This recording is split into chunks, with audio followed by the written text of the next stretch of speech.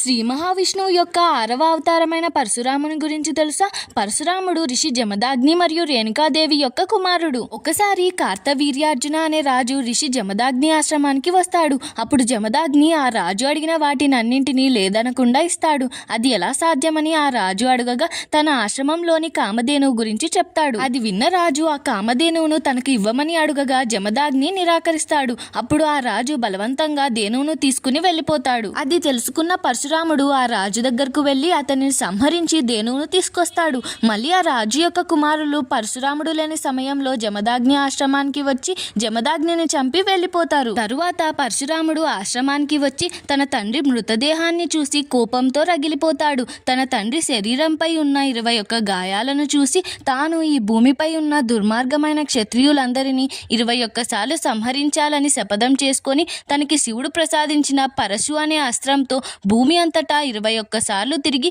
21 తరాల క్షత్రియ రాజులను సంహరిస్తాడు.